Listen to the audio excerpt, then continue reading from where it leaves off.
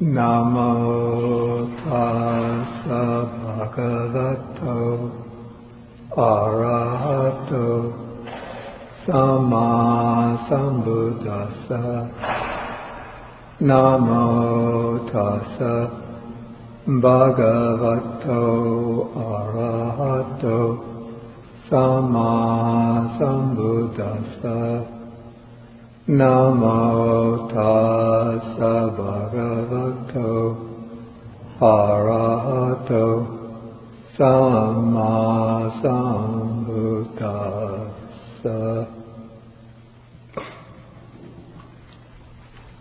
Good morning, everyone.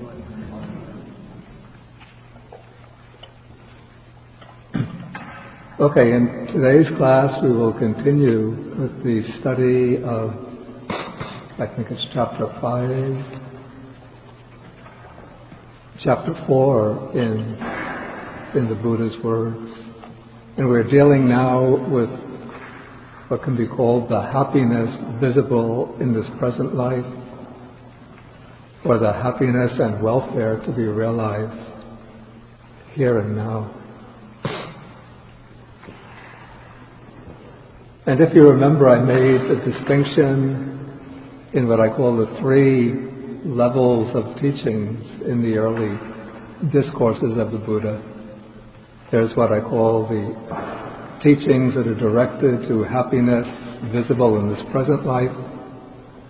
Then the teachings which are directed towards happiness in future lives, that is, securing a fortunate or good rebirth.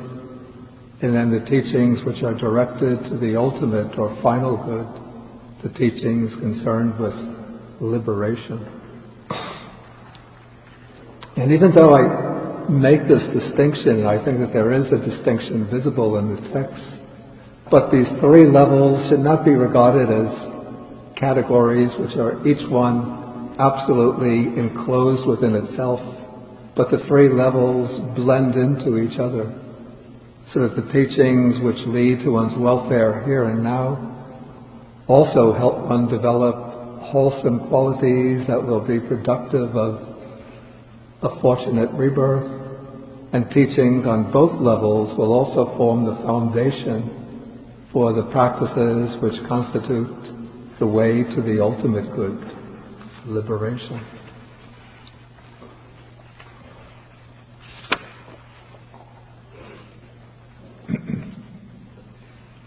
Okay, last time I dealt with various teachings of the Buddha, general teachings pertaining to this level of well-being and happiness here and now. And then particularly I dealt with the teachings of the Buddha which are related to family life, the responsibilities of children towards their parents, parents towards children, and relations between husbands and wives. Now we come to more general teachings which are directed towards the well-being of lay people. And these teachings begin on page 124. We might call these general teachings concerned with the right way to live in the world.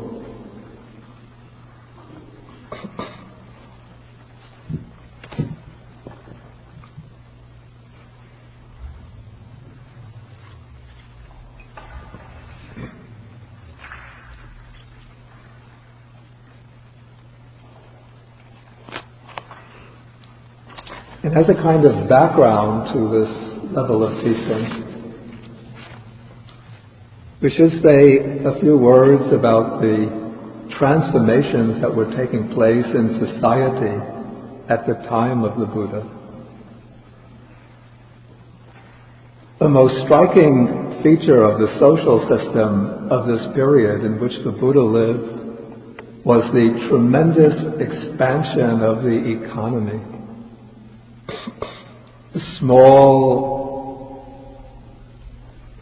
small-scale individual cultivation was giving way to large-scale agricultural cultivation.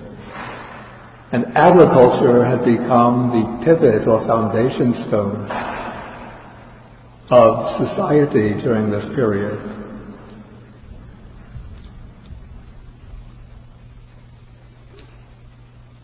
Shortly before the time of the Buddha, iron had come into use as a material for producing instruments, tools, even weapons as well as weapons.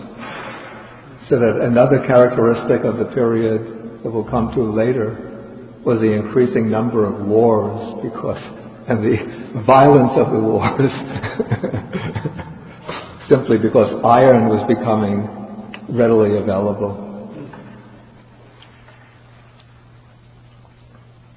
Okay, so agriculture had become the pivot of the economy. And another feature of the period was the increase in urbanization. In the period, say the Vedic period, the largest settlements were, we would call small towns. But with the breakdown of the old Vedic society and the transformation in the time of the Buddha, large cities were arising, and attracting more and more people from the outlying provinces. And so we have large cities like Rajagaha and Savatthi, Kosambi, Benares, Varanasi. Sometimes it's said that the Buddha was primarily a forest-dwelling monk. Actually, that's not true. The Buddha was primarily a city-dwelling monk. His main monasteries were outside, just a short distance outside the two major cities of Savatthi, which was somewhat in north-central India, and Rajagaha, which was in northeast India. And most of his travels was walking between Rajagaha and Savatthi. And it was the increase in agricultural production that made possible the rise of the cities. Because when there's increased agriculture, then there's a large surplus which can be used to feed people in the cities. As long as agriculture is still in a relatively primitive state, then large cities do not develop. There was also the increase in agricultural production, which made possible the types of movements that the Buddha himself started and which were existing even before him. That is, large companies of young men who would drop out of the production and reproduction systems in order to lead lives as homeless, wandering ascetics.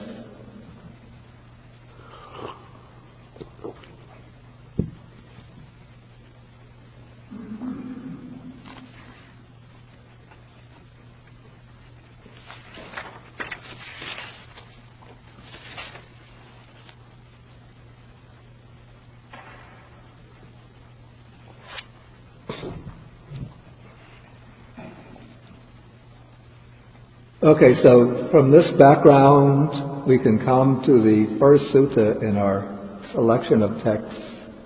This is on page 124.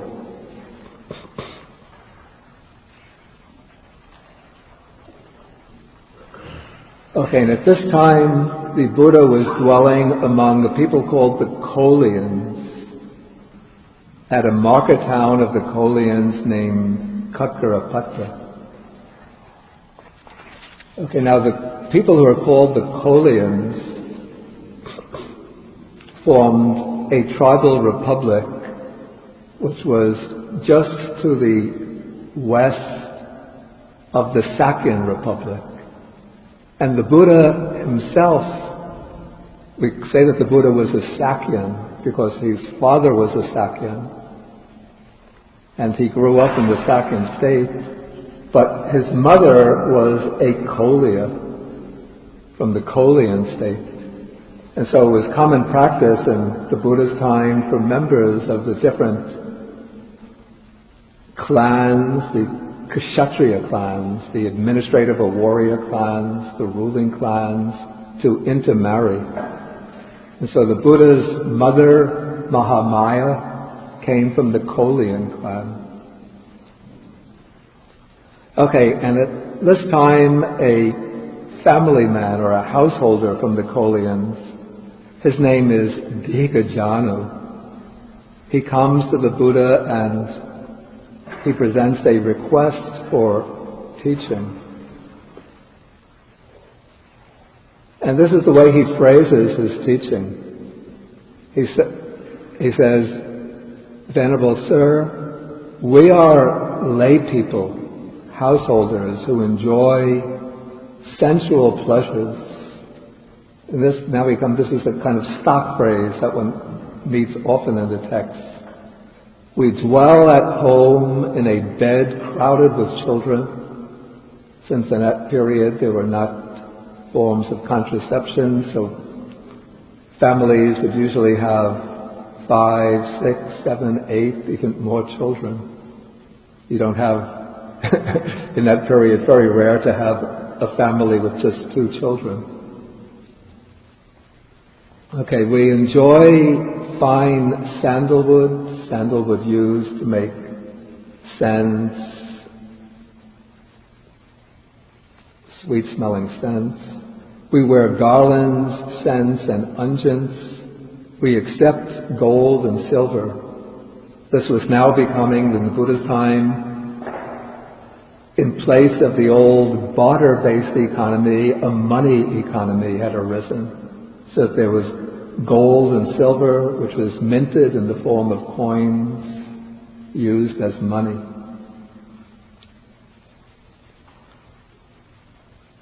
So this family man who's coming and requesting a teaching for the Buddha is here drawing a contrast between their way of life and the way of life of the wandering ascetics, like the Buddha and his disciples. So those who become Buddhist monks, Buddhist nuns, renounce the enjoyment of sensual pleasures. They don't live in a home crowded with children. They don't make use of garlands, perfumes, unguents, and they don't accept gold and silver. And so now he's asking the Buddha, please teach us the Dhamma in a way that is suitable for us, a way that will lead to our welfare and happiness both in the present life and in the future life as well. So here he's asking for teachings that will pertain to what I call the first level, the level concerned with well-being and happiness in this present life, and also for teachings that will be relevant to a happy or fortunate life in the next existence. Okay, and now the Buddha, it seems he had this teaching already sort of prepared because it's very neatly organized into 2 groups of 4. So he says, first, there are 4 things that lead to the welfare and happiness of a family man, or you could also say a woman, in this very life. What are these 4? He has already fixed labels for them. Accomplishment of persistent effort, accomplishment of protection, good friendship, and balanced living. And then he's going to explain what these 4 things are. First, the accomplishment of persistent effort.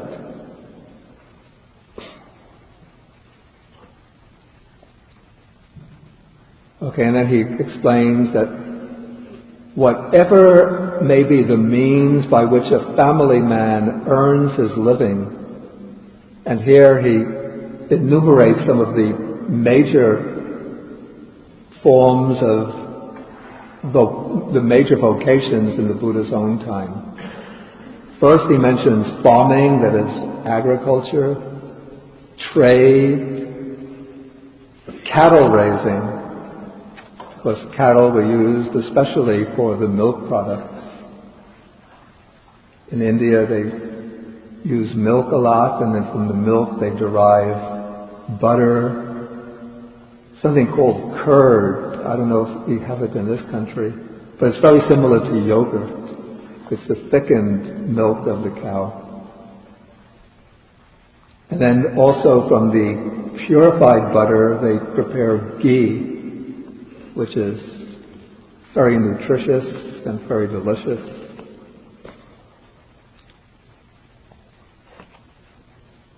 Okay, then archery. That would be a profession as a kind of warrior, I guess, in the service of the king, or civil service, some kind of government service, or any other craft. Okay, but now the Buddha will then explain the kind of qualities to which a worker should bring to his occupation. In a way, they're very good Protestant virtues.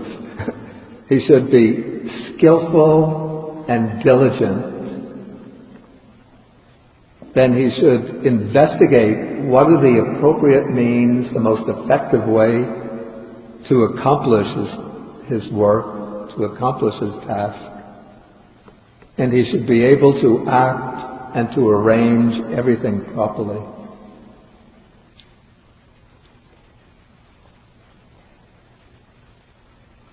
Okay, so this means that the layperson living at home with the family should work diligently with, the text uses the expression, persistent effort at his job.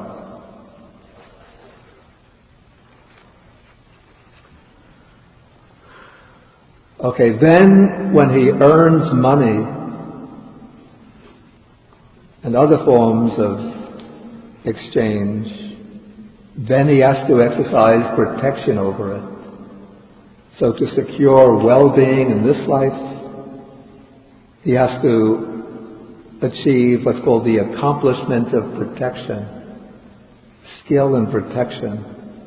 So the family man sets up protection and guard over the wealth acquired by energetic striving, amassed by the strength of his arms, earned by the sweat of his brow. And then the Buddha uses an important phrase. He says it's righteous wealth, righteously gained. This emphasizes the importance of right livelihood in acquiring one's wealth. We'll come to right livelihood, take it up in more detail a little bit later.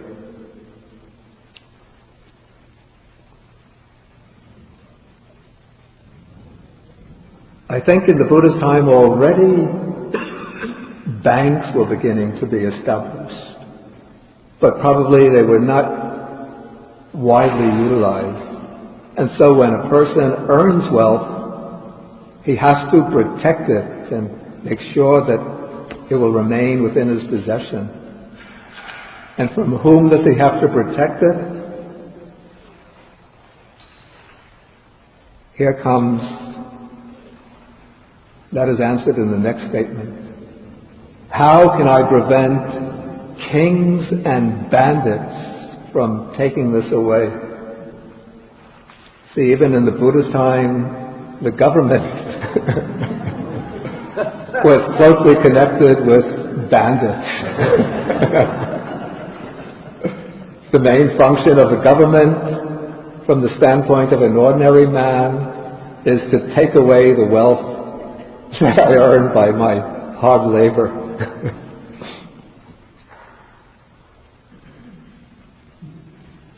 Okay, so those are human sources of deprivation. Then there are the natural sources, two natural sources. Fires, like we had just last week in Southern California, So many people must have lost millions of dollars of wealth through the destructive force of fire.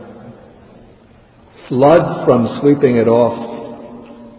Again, like 2 years ago, we had in the southern Delta, New Orleans, Mississippi.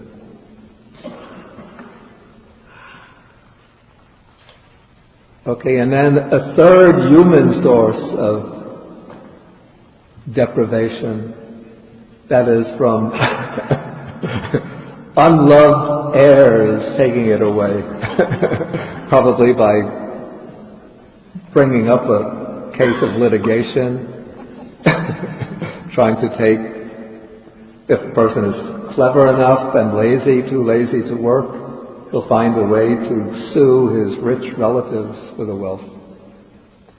And also a family man with children wants to make sure that the wealth of the family will be passed on to his children, not to some lackadaisical, drunken brother or cousin who will come, never was seen before, but he turns up at the death and says, I'm the next in kin.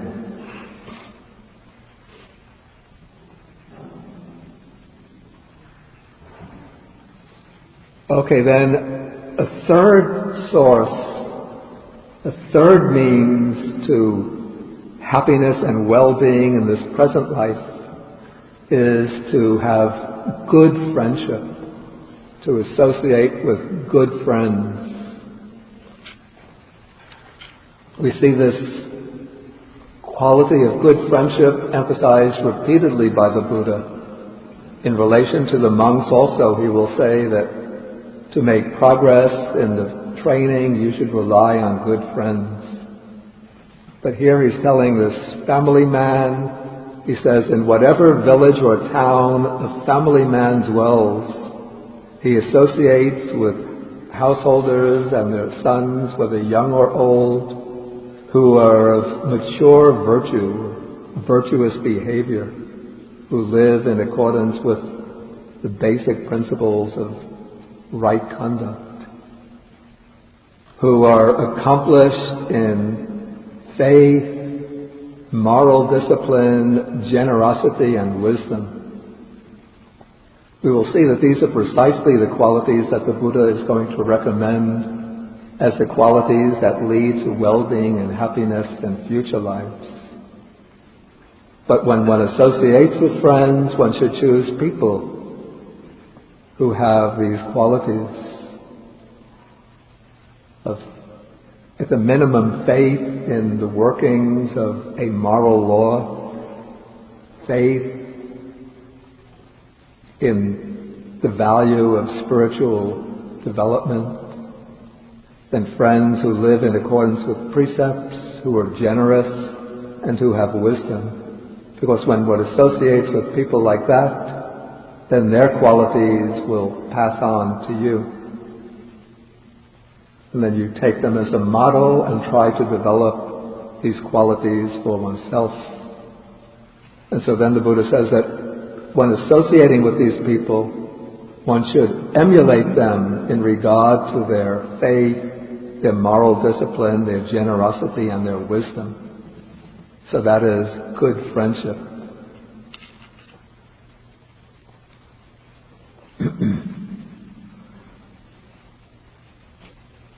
Okay, and then the Buddha speaks, the fourth quality he mentions is what is called balanced living.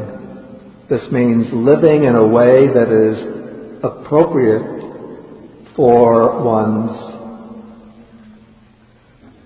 economic status, for one's wealth, living in a way so that one doesn't overspend, but at the same time that one uses one's wealth in a proper way for beneficial purposes. So it says, here the family man knows his income and expenditures. Again, he's economically mindful, and so he knows how much he is earning, and how much he is spending. He's quite diligent in keeping well, I don't know whether they had writing in those days, but in some way he must have had a way to keep accounts of his own resources. And so he leads a balanced life, neither extravagant, that's spending too much so that one exhausts one's wealth, nor miserly. The Buddha doesn't recommend just hoarding one's wealth and just keeping it for oneself and one's family. But one should use one's wealth to give generously, to support those who need some financial help, and use it for worthy projects, but not spending beyond one's means. Okay, so that one's income will exceed one's expenditures, and that way one will have a surplus for times of emergency. Then the Buddha uses a simile, just the way a goldsmith, when he's weighing gold on a scale, he knows how much the scale is tipped down. That indicates whether there's a lot of gold, or by so much it has tipped up. This means that there's less gold. So just as the goldsmith is able to determine the proper amount of gold that he has by the use of the scale, so the family man lives a balanced life.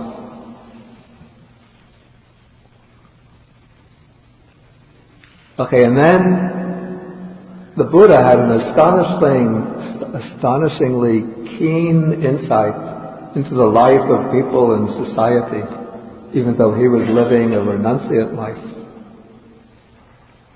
And in those days there were no newspapers, radio reports, TV news. But still he could understand how people are led astray into dissipating their wealth by living like a spendthrift. So he mentions 4 ways in which people will dissipate the wealth that they've acquired. And he mentions 3 vices. One is womanizing, a married man who goes out with other women and he has to spend money on them to entertain them.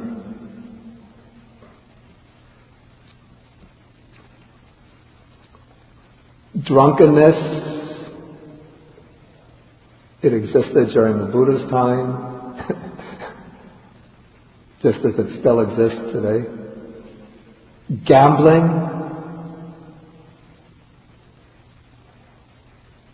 and evil friendship. If you associate with people who are fond of running around with many women, drinking and gambling, if you associate with that kind of person, then they will lead you into that way of life. Okay, then the Buddha uses a simile to illustrate this. It's always remarkable the way the Buddha has a simile to illustrate each important point. And it's always quite exact, the simile. It's like the case of a tank. You see, in India during the Buddha's time, of course they didn't have modern plumbing the way we have. So to have water, enough water to get oneself and one's family through the dry season, one always constructs a tank in which one collects the water during the rainy season, and one stores that water in the tank. One uses it for personal use and then for irrigation of the fields. So one has a tank, and the tank will have 4 inlets for collecting the water, 4 outlets through which the water flows. Okay, now if one should close the inlets, the pumps or tubes running into the tank, and open the outlets, and there's not enough rainfall, then what's going to happen to the water in the tank? It runs off and disappears.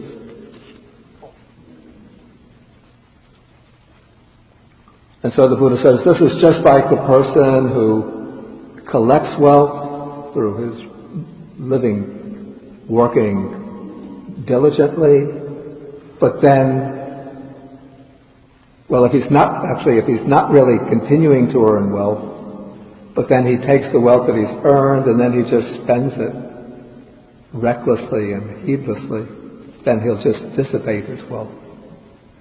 Then in the opposite way, the Buddha says that there are 4 sources for the increase of amassed wealth, or at least for protecting, safeguarding the amassed wealth. That is, abstaining from womanizing, from drunkenness, from gambling, and from evil friendship. And then this is like a tank in which you have the 4 inlets are open and the 4 outlets are closed. Then when the rain falls, the rainwater will be led into the tank and will be stored there. So one will then have abundant supply of water for one's family's use and for irrigation.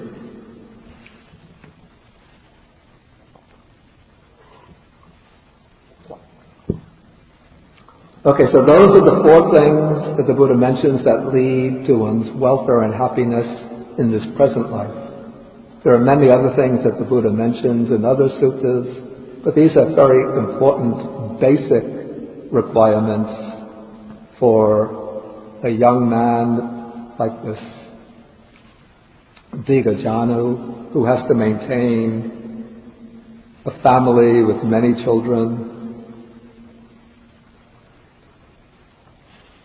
Okay, now the Buddha will mention 4 things that are concerned with one's welfare and happiness in the future life. 4 things that lead to the development of wholesome qualities which will bring pleasant fruits in the future. Of course, these things will also lead to one's well-being and happiness here and now.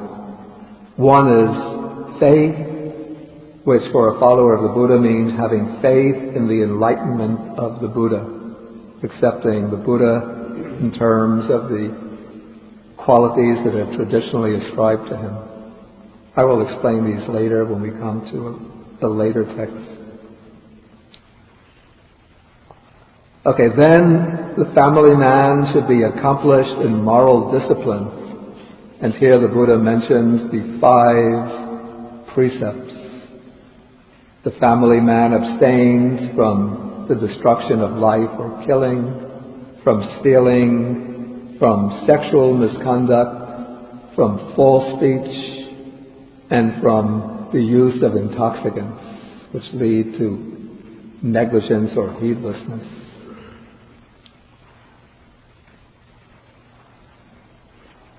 Okay, then the family man should be accomplished in generosity.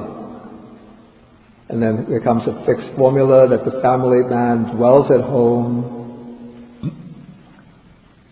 with a mind devoid of the stain of stinginess or miserliness.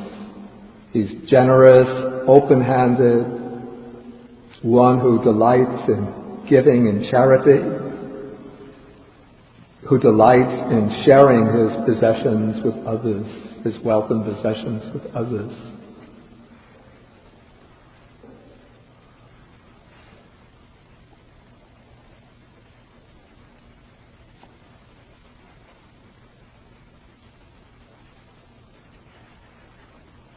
Okay, and then the Buddha says that the family man should be accomplished in wisdom.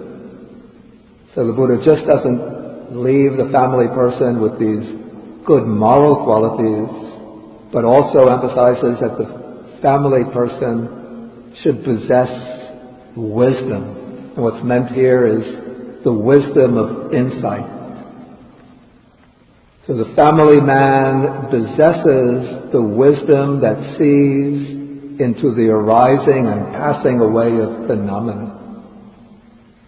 The wisdom that is noble, it transcends the ordinary level, and is penetrative, that penetrates into the real nature of things. and leads to the complete destruction of suffering, the wisdom that leads to final liberation. So this accomplishment in wisdom is actually a quality that pertains not to the second level of teaching, but to the third level of teaching. That it's the quality that leads to ultimate liberation.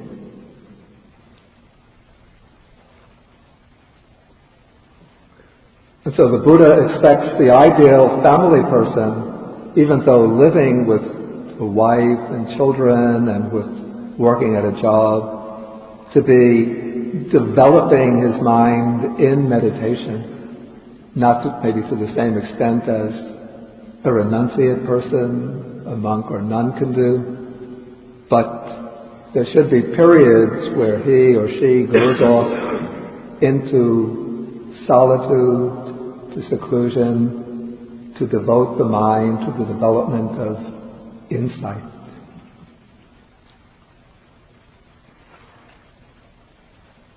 Okay, so these are four things that lead to a family man's welfare and happiness in the future life. Okay, then we come into some texts that deal with right livelihood, or right way of living. And this is one factor of the Noble Eightfold Path. It's the fifth factor of the Noble Eightfold Path. And here the Buddha mentions specifically five trades, five professions that should not be taken up by a lay follower. These are forms of miccha ajiva, or wrong livelihood. This is trading in weapons, trading in living beings, which can mean either trading in animals which are being raised for slaughter, like growing cattle, chickens, pigs, other animals that are just to be sold for slaughter. Trading, or it could also be interpreted as dealing in human beings, that is, operating a slave trade, or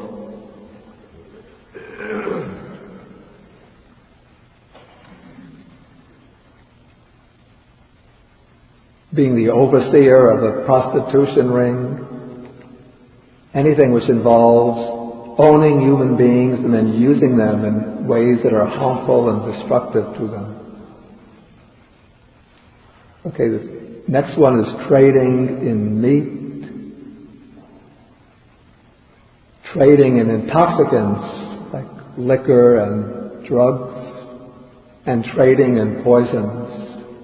That is, poisons that are known, that it is known are to be used for harming other people. In our own day, we might be able to even multiply the types of wrong livelihoods. And of course, various questions can arise with some degree of ethical ambiguity. If one is working in a chemical company which produces chemicals that are to be used in war, but one's own division is not producing those chemicals that are to be used for war, should one continue to work there or not? There's no simple and straight answer to a question like that.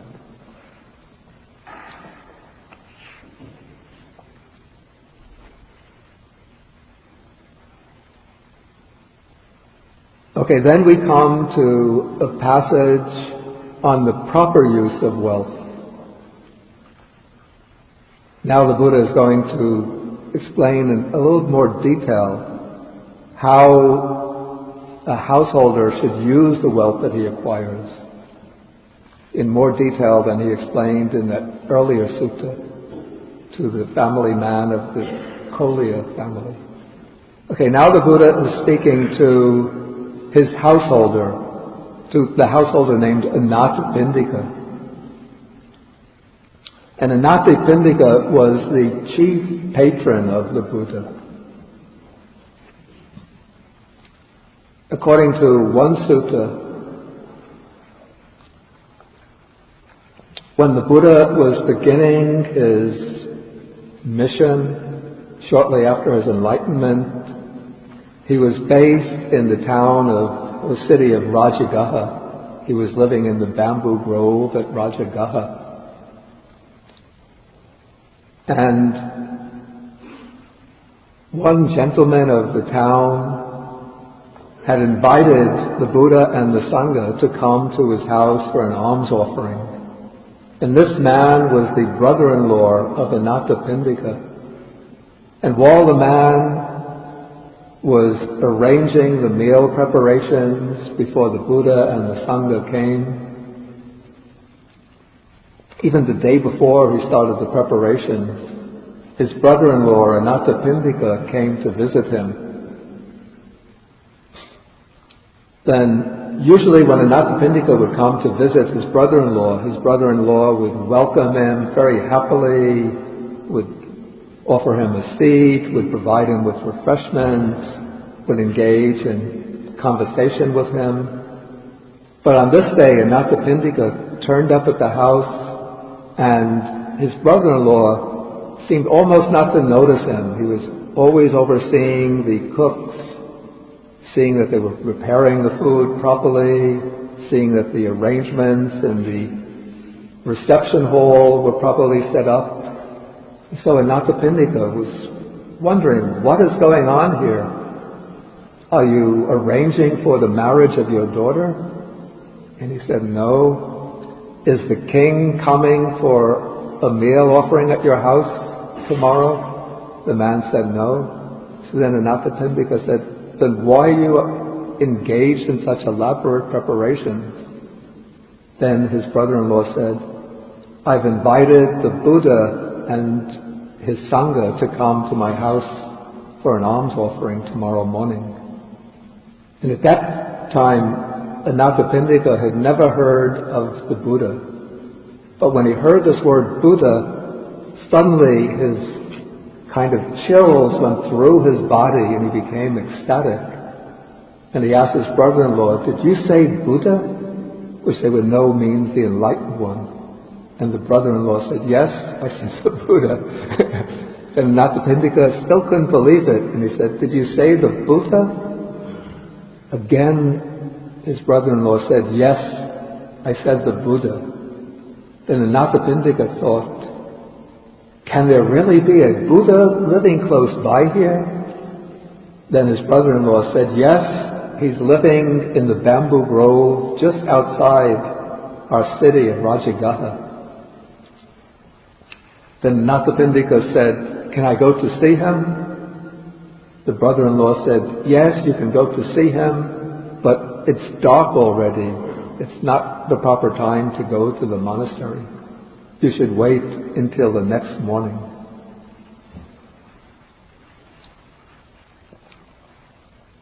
Okay, now, as soon as it started to get light, Anathapindika woke up and was ready to go. But he thought it's still too early, much too early. It must have been getting light at 3 a.m. in the morning in that part of India. Still too early to go. And so he would wait and wait, always waiting until he was almost very impatient for the day to turn light enough to go. Then finally, when it was light enough, he went, and to get to the bamboo grove from the house where he was staying, he had to pass through a cemetery. And when he went into the cemetery, suddenly he got frightened that there would be like spirits, goblins, ghosts waiting in the cemetery who might attack him. Then he was hesitating to go, and then some deva, some deity, appeared to him and told him, don't turn back, but go straight ahead. To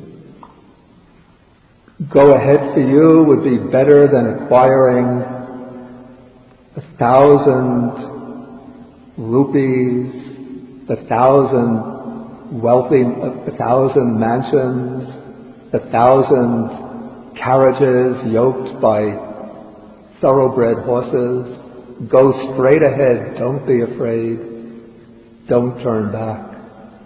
And so then Anathapindika went to the bamboo grove, and when he arrived there, the Buddha was walking back and forth. And when the Buddha saw him, he said, "You are welcome, Sudatta." He called him by his personal name. And Anathapindika was astonished because he had never revealed his personal name. He doesn't reveal it publicly. Okay, so then Anathapindika came and he paid his respects to the Buddha. Then the Buddha gave him a short discourse, and at the end of it, Anathapindika became a stream enterer, a Sotapanna. Then Anathapindika thought that he could benefit many people in the city of Savatthi by inviting the Buddha and his Sangha to come to Savatthi. That was the city in northern India where he was living. And so Anathapindika asked the Buddha, "Will you come to Savatthi?" And the Buddha accepted. So then Anathapindika had the road from Rajagaha to Savatthi. He had the road smoothed out, not paved, that would have been a lot of work, but it had it well prepared so the passage would be easy from Rajagaha to Savatthi. Then he thought that in Savatthi he has to find a place suitable for the Buddha and the Sangha to live. And there was a prince, a son of the king, named Jeta, who had a woodland just outside the city of Savatthi, which was not being used for anything. It was just an enclosed woodland.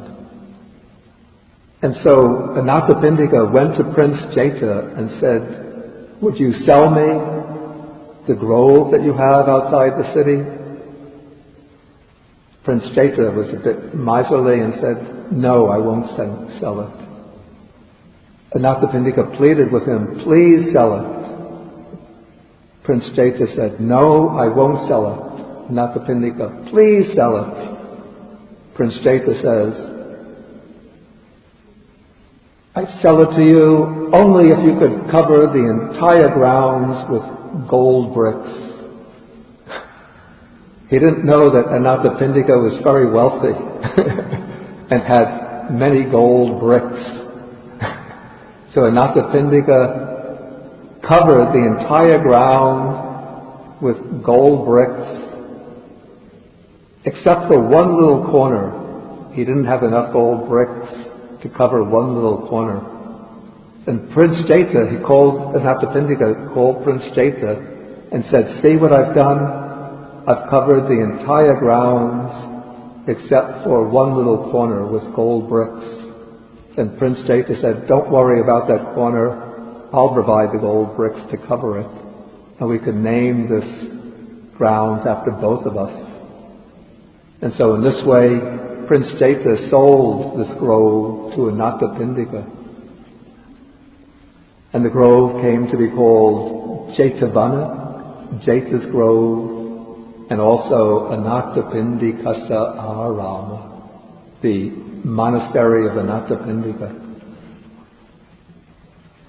Okay, so then after buying Jeta's grove, Anathapindika transformed it into a nice monastery with a main building for preaching, a building for the monks to meet, to take their meals, and with individual huts or kutis for the monks, individual monks to stay for their meditation.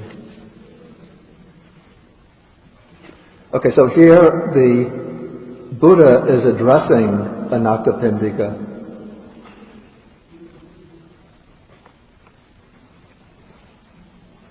Who was a wealthy merchant. Okay, so now the Buddha is going to explain how a householder uses his wealth. So he says, with the wealth acquired by energetic striving and so on, righteous wealth righteously gained, the noble disciple undertakes 4 worthy deeds. Okay, what are these 4 First, he makes himself happy and pleased and maintains himself in happiness. Then he makes his parents and family members and everybody in the household, slaves, workers, servants, happy and pleased, and properly maintains them in happiness. Then further, he makes his friends and colleagues happy and pleased, and properly maintains them in happiness.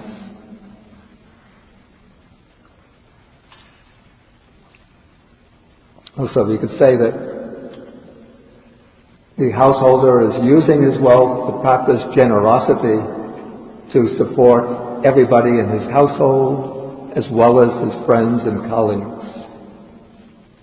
But again, he should be mindful not to spend beyond his means.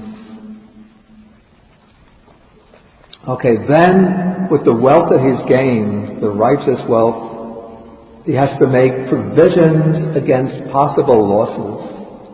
That is, he has to keep some amount in reserve as a kind of almost an insurance, since in those days they didn't have insurance companies, but this is the way a person would have personal insurance.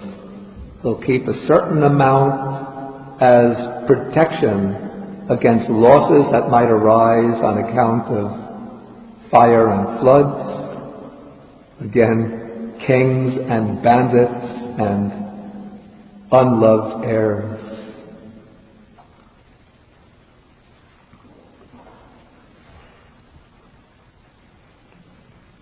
Okay, then a noble disciple has to make 5 kinds of offerings. I guess that these were considered to be obligatory for any wealthy householder in India during this period. He would have to use a certain amount to provide to relatives, guests. When guests come, he has to be able to provide them with refreshments and entertainment. A certain amount must have to be used for offerings to the ancestors. Then he'd have to pay a certain amount in taxation to the king. And then a certain amount should be used for making offerings to the devas, the protective deities. Again, this was a belief in the period that in every district there would be special deities that are protective deities. Perhaps every profession has its own protective deities, and one would have to purchase incense, flowers, fruits to make offerings to them.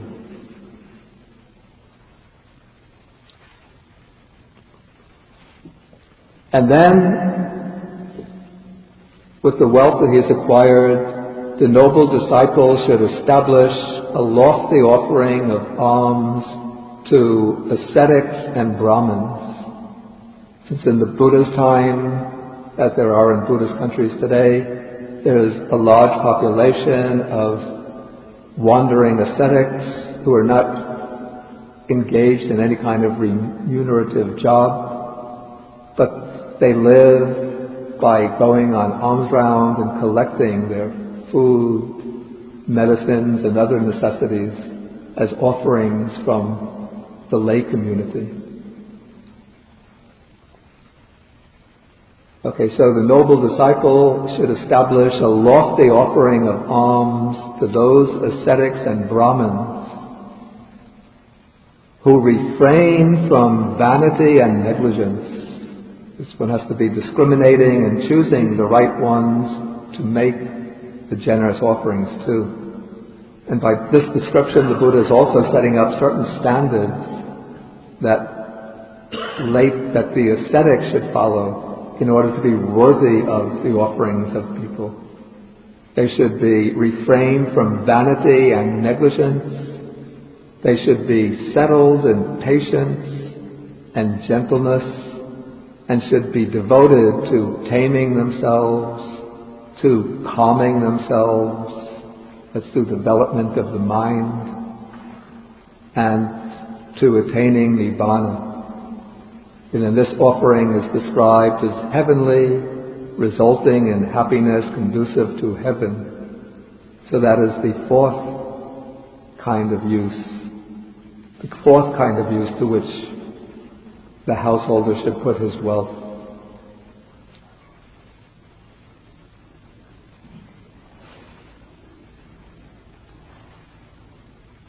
Okay, and this kind of wealth, the Buddha says, is wealth that has gone to good use, to have been fruitfully employed and used for a worthy cause.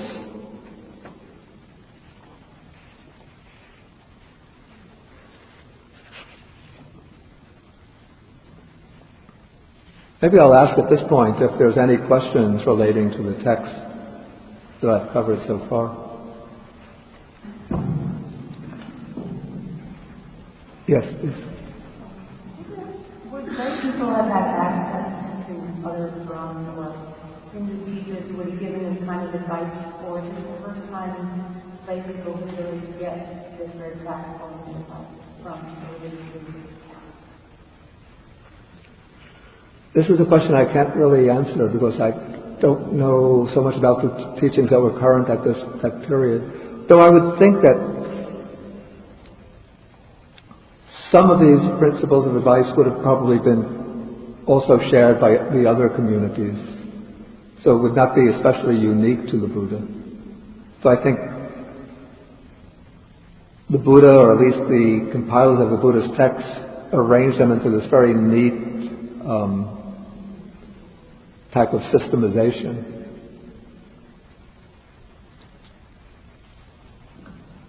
Yes? One is, okay. One is knowing we will fall short of these goals. How do we forgive ourselves, or how does a Buddhist work with that? And the other is,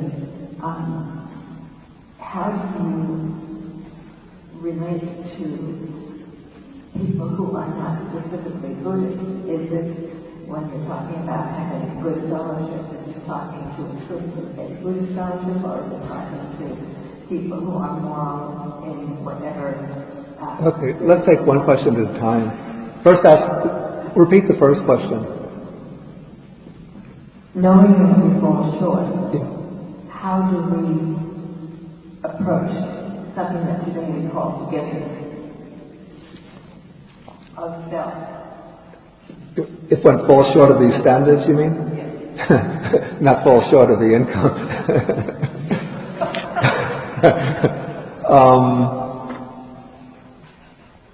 Well, Buddhism doesn't emphasize harassing oneself with feelings of guilt, shame, self-condemnation, but just one recognizes that one has certain weaknesses, and then one just makes an effort to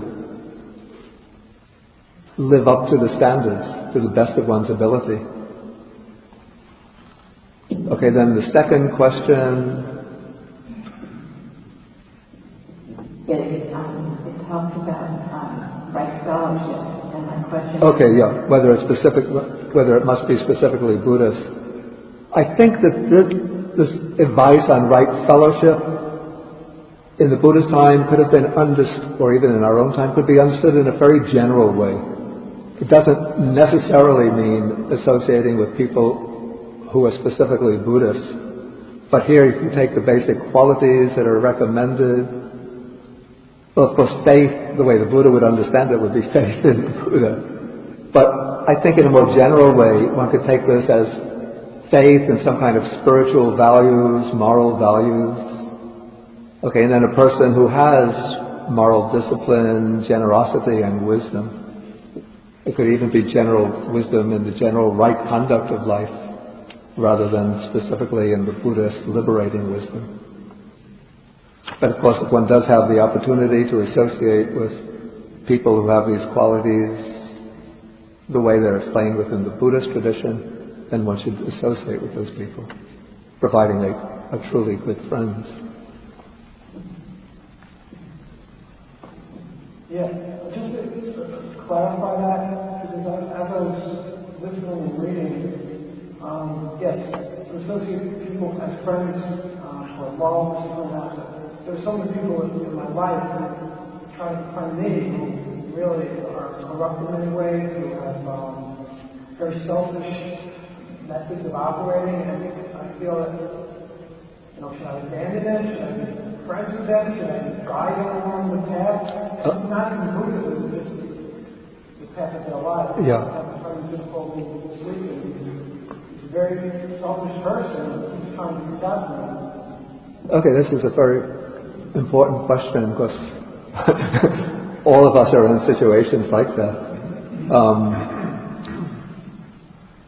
So I give my own advice, not quoting anything from the text, that if one can associate with a person who might not be up to very high standards in such a way that you could benefit that person, or at least that you can make some attempt to communicate to that person in order to transform them and help them lead their lives properly, then definitely one should associate with them. One shouldn't just abandon them and avoid them because they're not fulfilling high standards of proper conduct.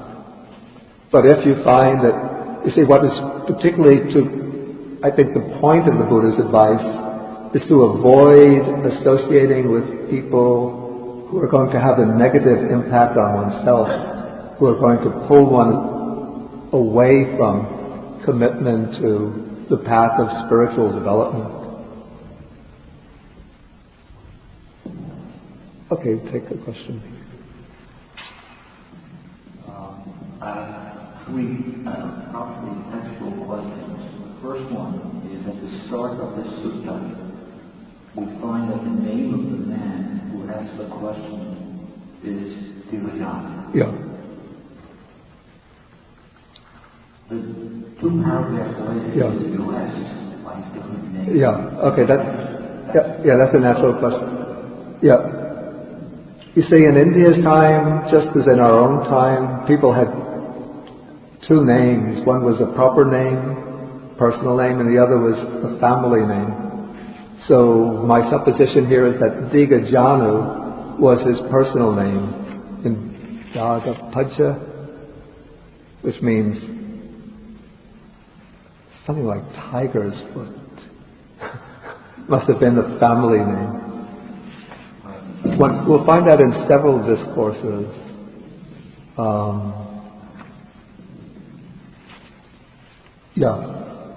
The one on the caste system that comes later also one finds the same thing. The switch from the personal name, I think, to a clan name. The second, in answer you just gave, it reminded me of the sutta. I'm wondering if you can direct me to it, in which the Buddha talks about when it is appropriate to answer questions and not answer questions. And one of the features is if you believe that the person is able to get the answer at the right time. Do you know what name would sutta is?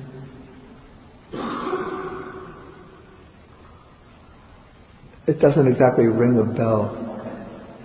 My substantive question is on page 126 in Right Livelihood, where in the first selection is the trading of living beings, and two paragraphs down, we're told about slaves. Yeah. And I'm wondering if you can help, either that's what just a linguistic thing, or there's something else behind that. Okay.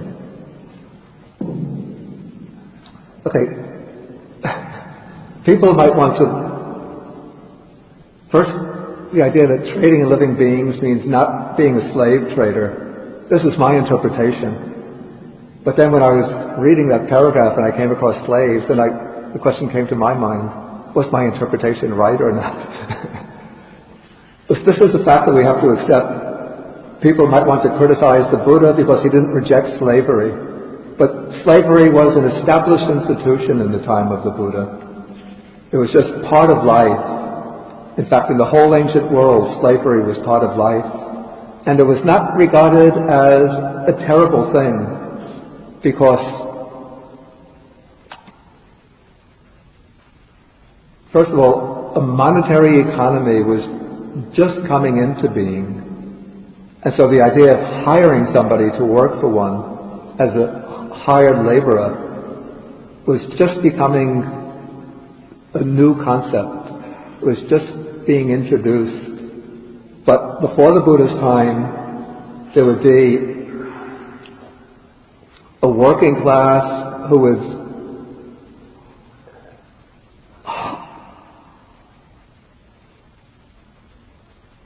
seek employment with wealthy people as workers in their household, and they would not be given any kind of wages or monetary salary, but they would be given usually a small house where they could raise their family.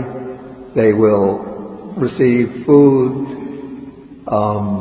even they will get vacations from time to time. And so what are called slaves would be treated generally very well, just like servants, except that they're not given a monetary salary, but they're provided with the basic requisites of life. Their condition would be not at all like the slaves during the period of pre-Civil War America. Slaves who were whipped, beaten, forced to live in extremely abject conditions, and just used for their labor.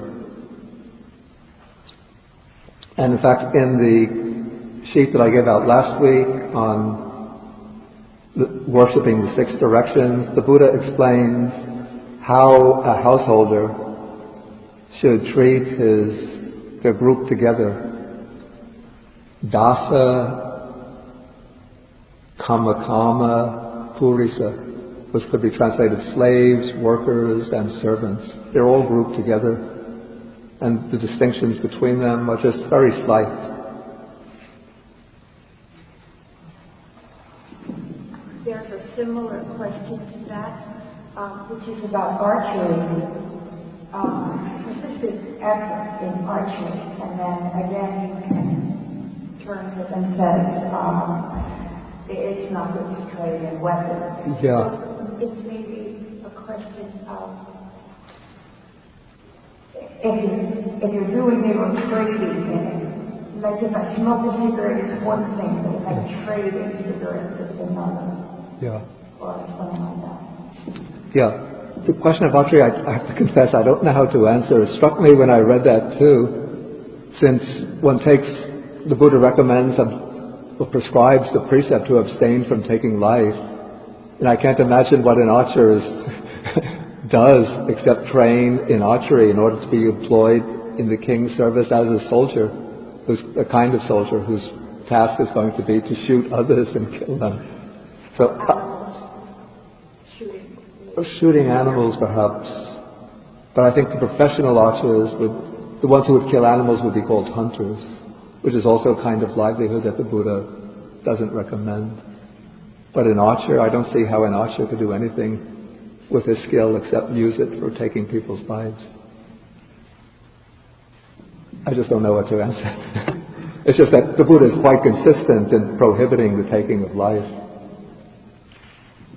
So, my common question, the prohibition of taking of life for too many meats, it's ethical guidelines for dietary habits. In other words, vegetarianism, that kind of thing. Okay, this is an important point. And again, it might seem something a little bit inconsistent in Buddhism, but the Buddha himself did not prescribe, or he did not make vegetarianism mandatory. He didn't lay down regulations to lay people what they should eat, what they should not eat. And for monks, just certain types of meat are prohibited, which would be very unusual since people usually don't eat them. Things like lion's meat, tiger's meat, bear's meat, dog's meat. But first, in the case of the monks, the Buddhist monks would go door to door collecting alms from people that they don't know, haven't had previous connections with. And so the general advice is to accept whatever one is given. So if one is by principle vegetarian, one is free to reject fish or meat. But often monks who are leading quite rugged lives, having to walk many miles a day, eating only in the morning, often just one meal a day, they would just accept whatever is given. And so if people offer them fish or meat, they're allowed to accept it, except the Buddha mentions 3 conditions under which they can't accept fish or meat. One is if one sees an animal being killed, especially to prepare a meal for yourself. Second, if one hears from others that this animal was killed to prepare that meal for you. Or if one has some other grounds for suspecting that an animal was killed, especially for oneself, then one has to refuse it. Then the advice the Buddha gives to lay people, he gives the precept not to take life, not to cause the destruction of life. Okay, now in markets, in the Buddha's time as now, there was meat ready for sale. And so if lay people buy meat or fish which is already dead, already ready for sale, then the Buddha does not regard that as a violation of the precept. Because one doesn't have the intention of taking the life of a living being. The critical factor for the Buddha in ethical terms is the intention. Is one intending to take the life of the living being.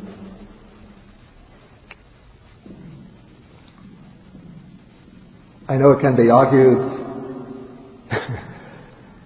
that just by purchasing the meat or fish, you are contributing to a process that sustains the meat industry. And maybe there's some validity to that argument. I have to say, if I were alive today, I would present that argument to the Buddha and see how he would answer. I'd like to ask a Okay, we'll take one question, then I want to return to the text. derivation on this civil obedience, civil disobedience. Taking of life or eating or whatever is one issue. But as Gandhi so rightly showed us, that there is an aspect of bullying and how you respond to the bullying. And as a volunteer in maximum security prisons and seeing officers who bully inmates or inmates who bully officers, and when do you stand up? When do you stun gun? This is a whole current issue in society today. Yeah. And the whole idea of there's a new site on stun gun that police officers use that actually records the violence from the moment that the gun is shot. It turns on a camera. So the whole issue of violence as a response to bullying.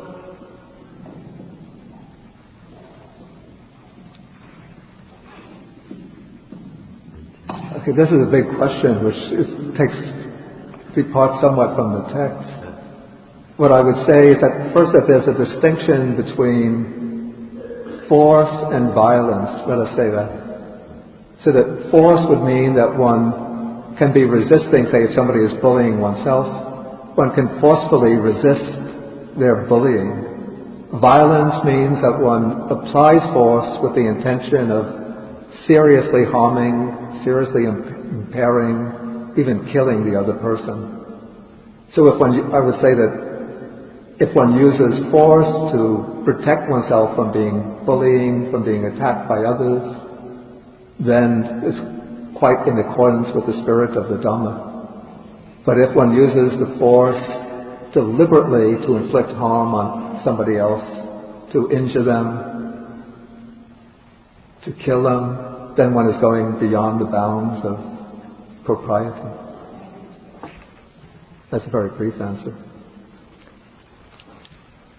Okay, now we can return to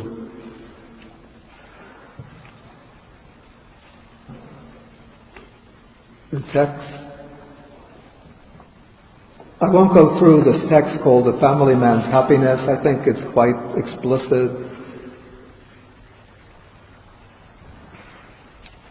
Then we come to a text on the women of the home. And here you have to remember, please, those who are women executives, lawyers, professional people, the Buddha is speaking in the context of Indian society. So the way he describes the proper way of life for a lay woman is based upon the conditions, the expectations in that society. Okay, so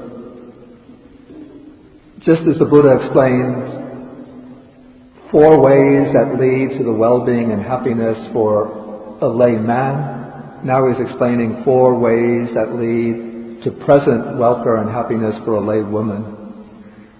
Okay, she's capable in her work. She manages the domestic help.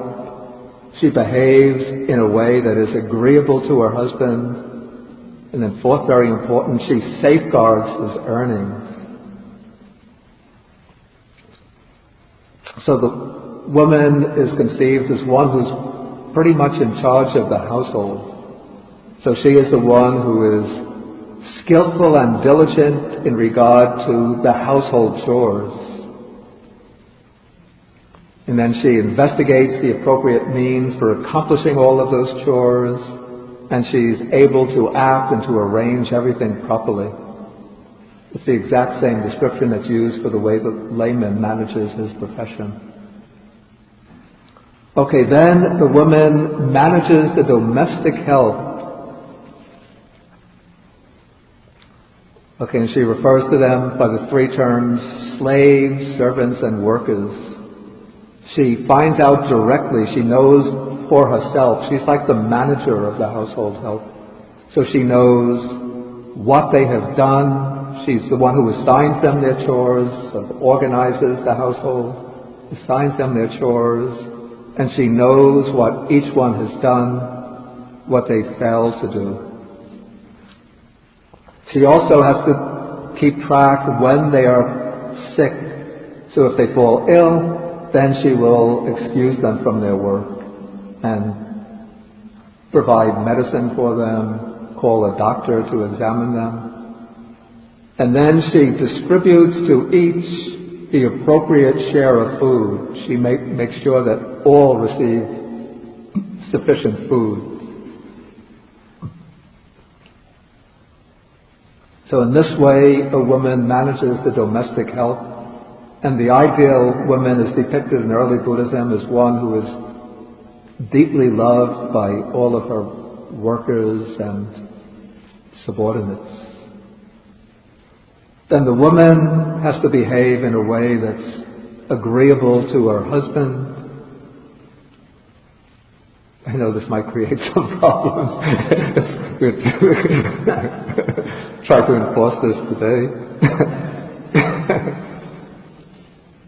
And then the 4th is that the woman safeguards her husband's earnings.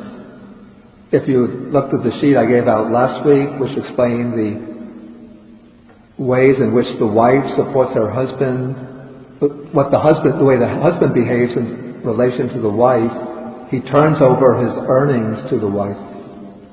And his wife takes possession of the earnings and is one who keeps watch over them, who protects them. So whatever her husband brings back, whether money or grain, gold or silver, she protects it and guards it. And she is not a spendthrift who wastes the wealth, who squanders it, but she keeps watch over it. Okay, then the Buddha will also explain 4 qualities that lead to welfare and happiness in the future life. And these are exactly the same four that I explained earlier in relation to the householder. That's faith, moral discipline, generosity, and wisdom.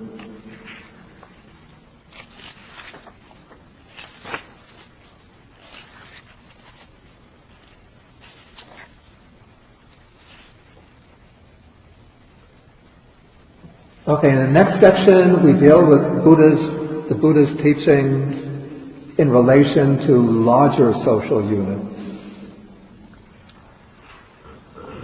Even though the Buddha didn't place himself in the position of a social reformer, did not make extensive attempts to consciously and deliberately reform a whole society, but still he taught basic principles which one could say can form a foundation for a society which is both successful and prosperous, and at the same time just and righteous.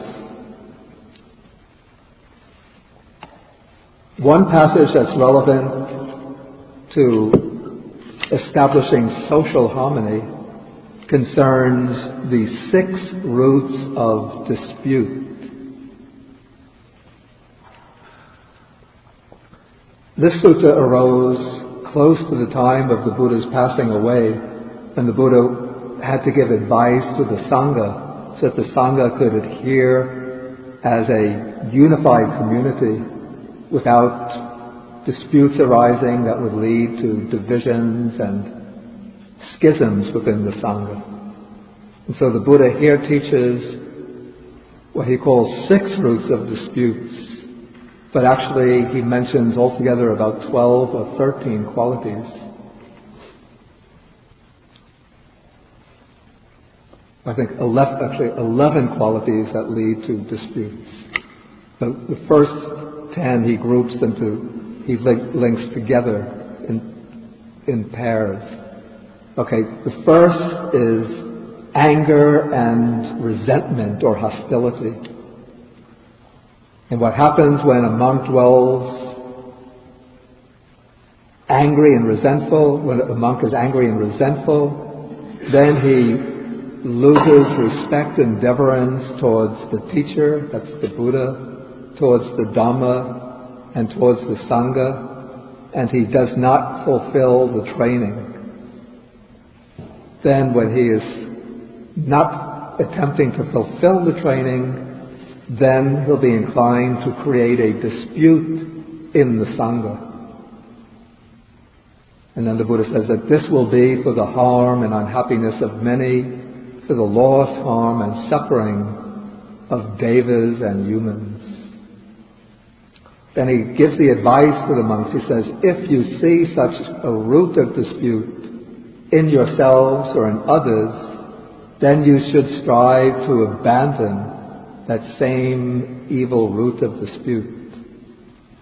But if you don't see any root of dispute in you, then you should just continue to practice in such a way that that same evil root of dispute does not arise in the future.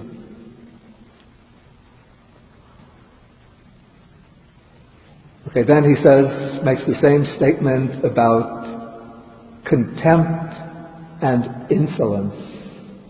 That forms the second root of dispute. Then envy and niggardliness or miserliness. Then deceitfulness and fraudulence.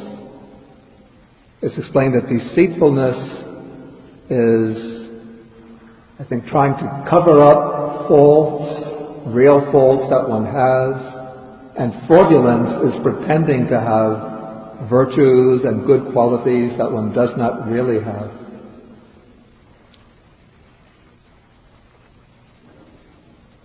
Okay, the fifth is called evil wishes and wrong view. Evil wishes would mean a strong wish for name and fame, wish to be admired by others.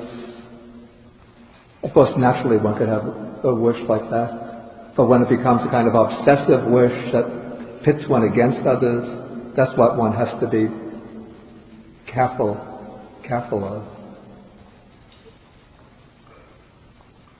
And then wrong view would be a kind of view which denies the basic principles of the Buddha's teachings. And then the sixth root of dispute is adhering to one's own views and opinions, holding on to them tenaciously and relinquishing them with difficulty. Of course, this doesn't mean that if one has a position or a view that one shouldn't try to defend it, But sometimes it becomes very not at all unusual for somebody to take a particular view, and even though one could see from the arguments, one could see that this view is clearly wrong, but the person, because it's his opinion, continues to hold to it, thinking, this is my opinion, my view, my understanding, I have to protect it. And so that person will just cling to their own views. They'll not show any kind of softness, readiness to compromise, to understand other people's positions. But just they use their own view as a kind of tool for attacking others and for defending, for bolstering themselves.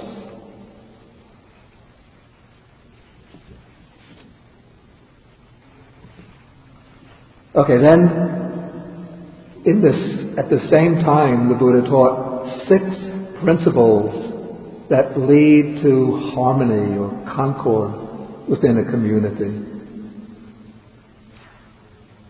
He calls these the 6 principles of cordiality that create love and respect and lead to cohesion, to non-disputing, to concord and unity. Okay, of course these are being taught through the Sangha, and so they're explained in a way that's relevant to the life of the monks. First, a monk maintains bodily acts of loving kindness towards his companions in the spiritual life. So he will do things to help others. He'll always show himself ready to be of service to his fellow monks and do little deeds that will be acts of kindness towards them. Then he maintains verbal acts of loving kindness, both in public and in private, towards his companions in the spiritual life. So he will speak well of them. He'll speak, when speaking directly to them, he'll speak gently and softly, not harshly and angrily. And he'll always be polite in his speech.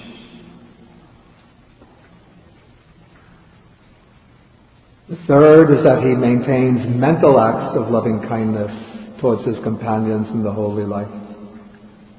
That is, he will think of them with loving kindness.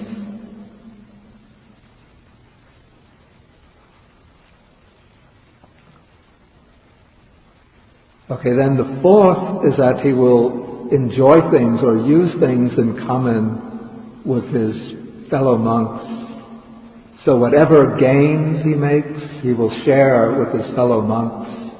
So for example, if he goes on alms round and collects a lot of food, but another monk collects just a little food, then he'll share what he gains with others.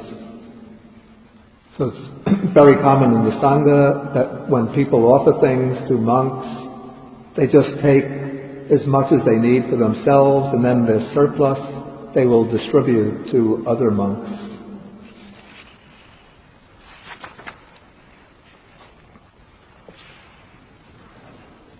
Then, to keep the Sangha unified, the fifth principle is to possess or to observe in common with his fellow monks those virtues, that is, the precepts that are unbroken, untorn, unblemished, unmottled, liberating, praised by the wise, ungrasped, and that lead to samadhi, to concentration.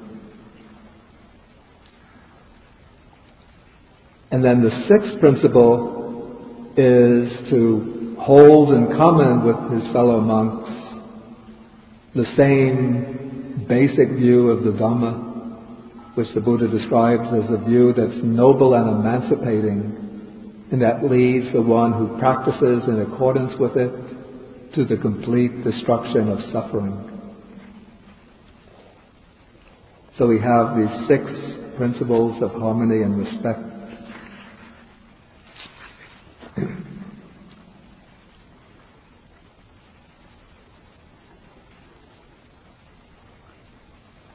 Okay, now I'm not going to go through this text on the caste system or class system in the Buddha's time, since you could read it on your own, but I'll just make some general remarks about the Buddhist attitude towards caste. It's sometimes thought or said that the Buddha was a social reformer who tried to abolish the caste system. Actually, this isn't quite true. First, the caste system that we have in India today did not exist as such in the time of the Buddha, with many different castes, each with their precise duty, with fixed barriers of marriage and interrelationships. But there was a general division of society into four broad social classes. The Brahmins, who were the specialists in the Vedic scriptures, whose task was to perform the religious observances, and especially the sacrifices. Their services were often sought by the king and by other wealthy people to perform sacrifices that were intended to promote well-being and happiness. The Buddha rejected this concept of sacrifice in the sense of the destruction of animals or the destruction of material things as a way to produce well-being and happiness. Instead, he replaced this concept of sacrifice with that of generosity or charity. But the first class was that of the Brahmins. The second class is the class of the Khatiyas or Kshatriyas. These are the rulers, the administrators,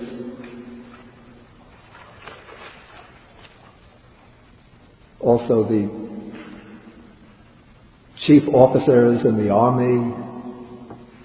It was originally the warrior caste. Then come the Vaishyas or Vaisas. These are the merchants and the cultivators. And then the Sudras or workers, laborers. And below them, the people who are considered outside the class system.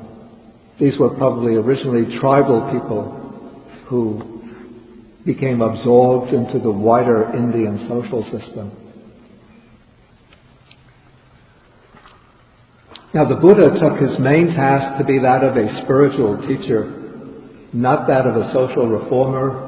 It probably would have been too much beyond his capacity to change the social system that was prevalent in India during that period. But what the Buddha did first within his own monastic order, he permitted ordination or gave ordination to members of any social class, even those outside the class system. And he said that just as the water of the four great oceans, the water of the four great rivers, when it flows into the ocean, the water gives up its name as the water from the river Ganges, the water from the Achiravati River, the water from the Maha River, and so on. And it all becomes known simply as the water of the ocean. So the Buddha says, when anybody from any of the four social classes goes forth into my dispensation, my order of monks and nuns, they give up their name and caste identification, their class identification. They give up their clan name, their class identification, and they all become known simply as ascetics who are followers of the Sakyan son, that's the Buddha.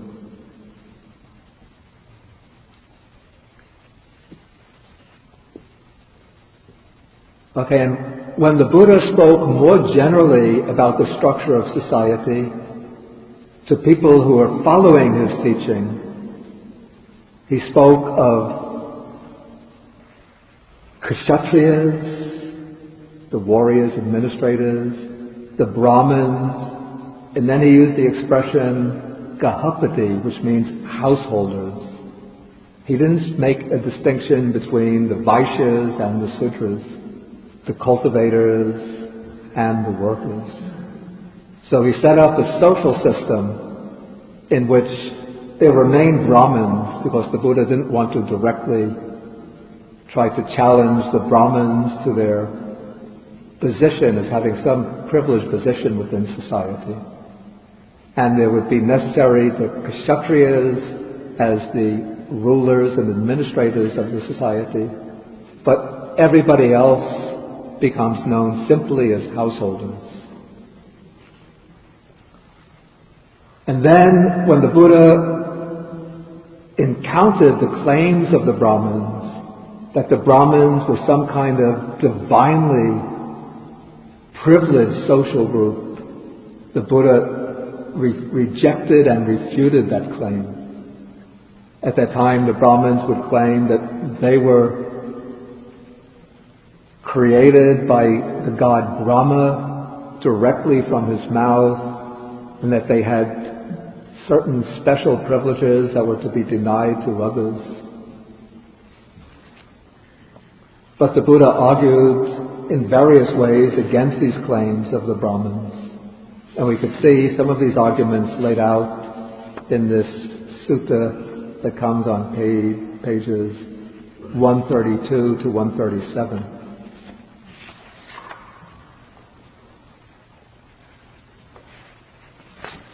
In the Buddha's time, there were two main types of social groups, two main types of political organization in society.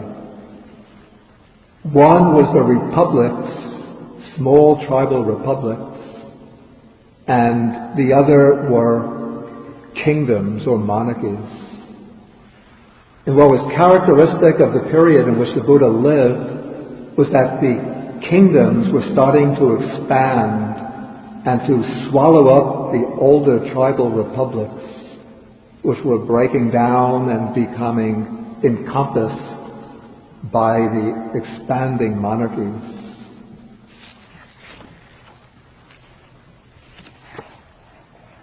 And what the Buddha was aware of this change taking place within the political forms of organization at the period. And what he especially tried to do was to lay down some type of moral guidance for the kings. Because as the kingdoms expanded and kings became more and more powerful, the kings came to exert almost an arbitrary exercise of their power. Kings came to feel that they were entitled to do anything that they wanted. And so kings were becoming transformed into tyrants, ambitious, greedy for more, larger territories, ready to risk war in order to expand their domains. And so during the Buddha's time, there was constant warfare going on, especially during the later part of the Buddha's life, between the kingdom of Kosala under the good king Pasenadi and the kingdom of Magadha, which came under the control of a parasite king named Ajatasattu. And so the Buddha tried to put some check, some control on a king's ability to exercise his power arbitrarily by establishing an ideal concept of kingship. And this took the form of what is called the wheel-turning monarch, who is described as a just and righteous king.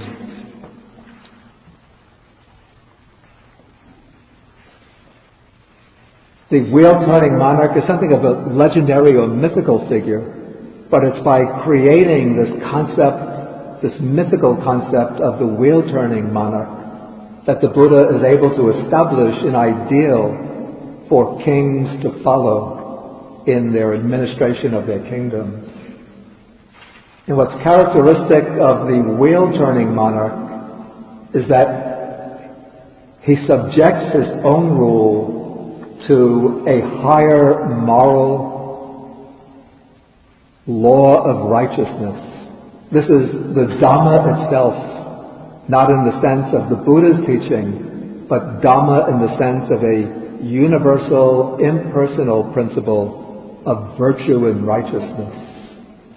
So a monarch, to be truly worthy of the throne that he might inherit from his father, has to fulfill the ethical principles that are intrinsic to the concept of proper kingship. And these are the duties of the wheel-turning monarch. We have them described on page 140, paragraph 5. The king should establish righteous guard, ward, and protection for his own household, the troops, the Khatriyas, the vassals, for Brahmins and householders, for the people of the town and country, for ascetics and Brahmins, for beasts and birds.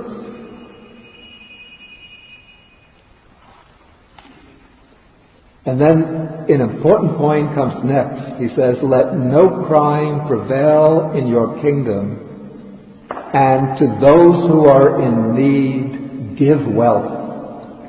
That is, it's an obligation of the king to ensure that there will not be people in his kingdom suffering from poverty. If there are poor people, the king has to rectify this by giving them wealth so that they can establish a proper livelihood for themselves and support their families. And then the additional advice to the king is that from time to time he should go and consult with the ascetics and Brahmins in their kingdom who have renounced the worldly life of sensual pleasures and who are devoted to taming themselves, calming themselves, and striving for liberation.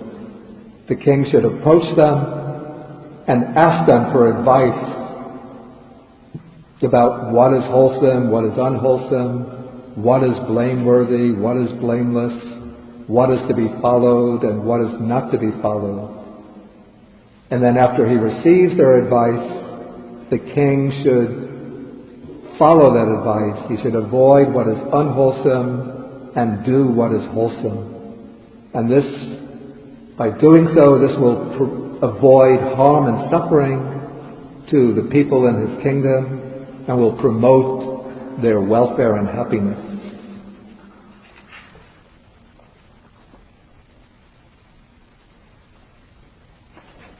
And then in passage 6 on page 141, we have an example of how a king provides wealth to those who are poor in his kingdom.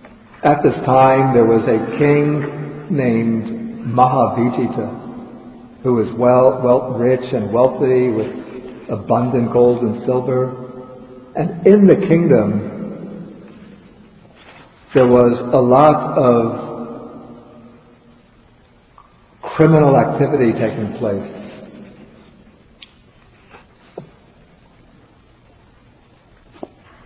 And the king, in order to establish prosperity in his kingdom, wanted to perform a great sacrifice. And so he goes to his advisor, his Brahmin advisor, and says that I want to make a great sacrifice that will be for my welfare and happiness. Tell me how to do so. And then his advisor explains that now the country is beset by thieves, villages and towns are being destroyed, and the countryside is infested with brigands. Now, if you want to perform a great sacrifice, then you have to tax the region, and that would oppress the people even more. So how can you get rid of these problems in your country? This is the advice the chaplain gives. To those who are engaged in cultivating crops and raising cattle, you should give grain and fodder. To those who are engaged in trade, give capital. To those in government service, give them their proper living wages. Then those people, being intent on their own occupations, will not harm the kingdom. Your revenues will increase. The land will be tranquil and not beset by thieves. And the people, with joy in their hearts, playing with their children, will dwell in houses with their doors open. Then the king accepts the chaplain's advice, does everything that he says, and everything that the chaplain said would happen would happen. The land becomes prosperous, and the people are able to live happily, playing with their children, dwelling in houses with the doors open.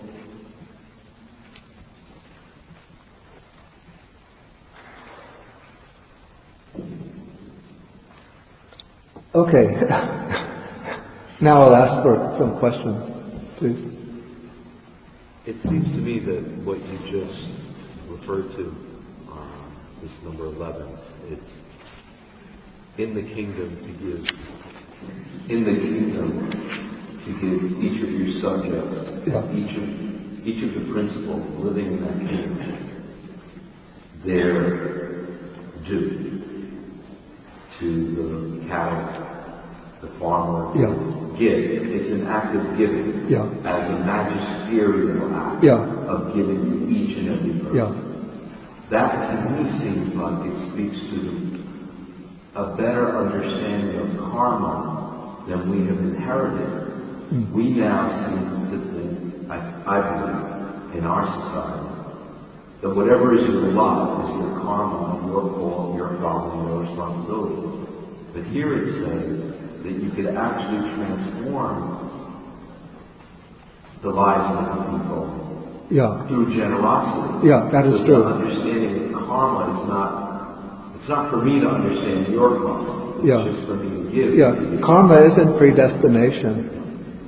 I think the next class we start to come into the concept of karma. And it seems to reveal that in this passage, that it's a giving, it's generosity that leads to tranquility regardless of an individual's karma or reaping.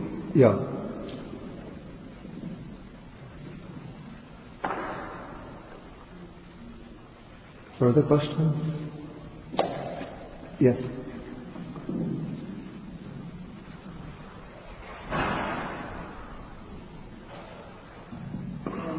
This is a big thing that I've sat with for a while, and it seems to come up in gray areas sometimes with Buddhism. It seems to depend on the teachings. Now, I understand that in the Buddhist time, that the monks went around and they needed to accept whatever offerings came part of that vegetarian lifestyle. This is a very loaded question here. It is my understanding, without doubt, that Buddhism promotes vegetarian lifestyle.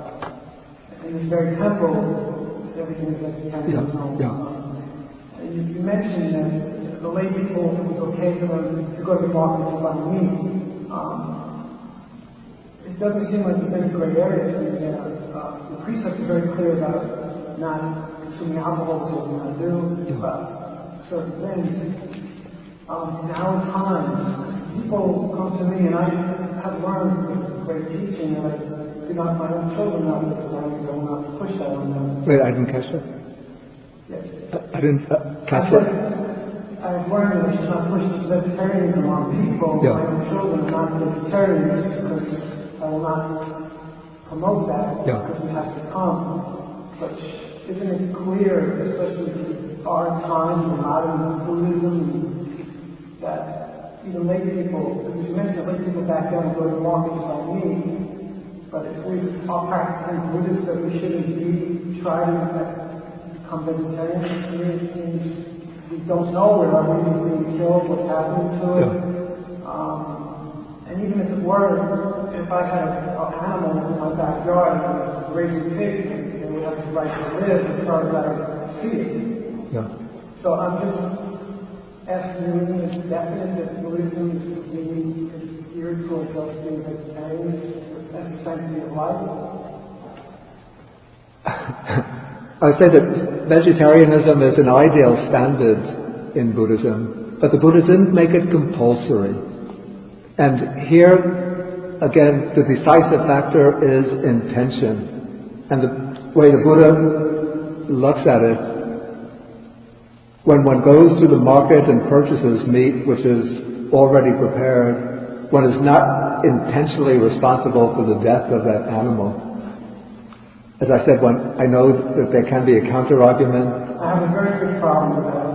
Yeah. I have to respectfully say, maybe it was back in that time when people had a hard time eating. Yeah. I had and I had to tell them not push vegetarianism on anybody. I want that forever. I don't understand. Respectfully, I don't understand. Okay, I think I said what I have to on that issue. Are there any other questions? Yes, please. In this final section, you were describing there was advice given to the monarch about what to do with people who already have vocations and activities, but no advice was given to people who are out doing robbing who didn't have a vocation. Well, I think the idea here is that the people who are doing the robbing in this passage are those who are formerly, sort of by their upbringing, either cattle farmers, growing crops, who might have been formerly working at some other trade, but now they're not able to conduct their ordinary type of way of living, their ordinary livelihood. And so in order to be able to survive, they have to resort to robbery. I think probably what the Buddha would say, if there were robbers who were not coming from these other professions, have them trained for some kind of profession so that they can earn their living in a way which doesn't involve harm to others.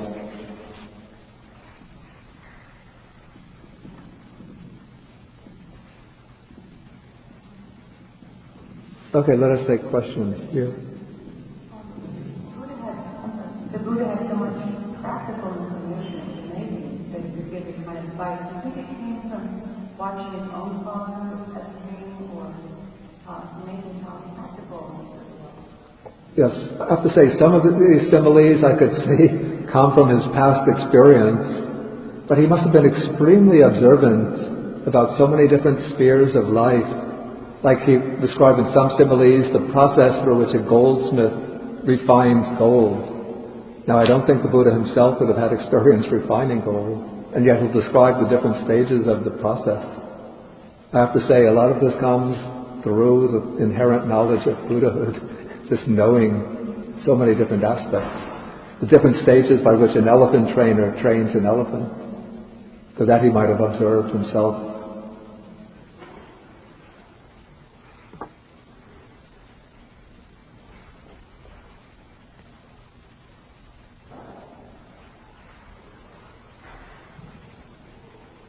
Any further questions?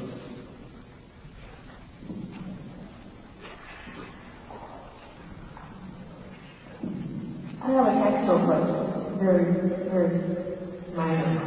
On page 141, it talks about the king sprinkled gold on the turning wheel. And then it says something about the king's fourfold army will follow. Yeah. What does it mean by the king's fourfold army?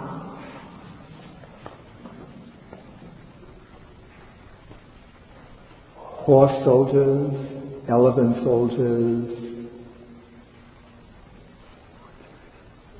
charioteers, and foot soldiers. Okay, I think we'll have to stop now. Henry, we'll have the discussion. Yes. So people who are interested to further discuss sharing their view, you go to the VIP room after the class. Okay, so our next class will be next Saturday, that is November 10th. And we do the first part of the chapter on the way to a fortunate rebirth. The pages are marked in the syllabus.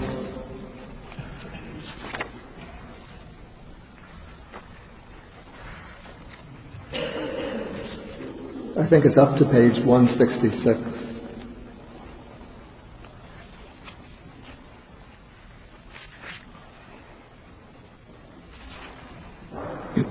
Okay, we end by sharing the merits. This is to share the merits of speaking the Dhamma, listening to the Dhamma, discussing the Dhamma. Share the merits with the Devas, the Nagas or dragon spirits, Bhutas or fierce spirits, asking them to protect the Dhamma, to protect the world, to protect ourselves and others. Akasata chabumata deva naga mahitika punyantang anumoditva chirang rakantu sasanam. Akasata chabumata deva naga mahitika punyantang anumoditva chirang rakantu desanam. Akasata chabumata deva naga mahitika punyantang anumoditva chirang rakantu mang parang.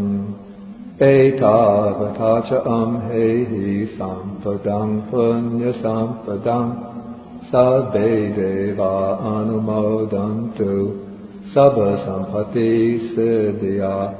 Etavatacha amhehi sampadang punya sampadang sabbe bhuta anumodantu sabba sampati siddhya. Etavatacha amhehi sampadang punya sampadang sabbe sata anumodantu sabba sampati siddhya. Pavagupadaya vichihetato etantare satakayukapanna rupi arupi cha asanya sanyino dukha pamuchantu pusantu nibbuttim.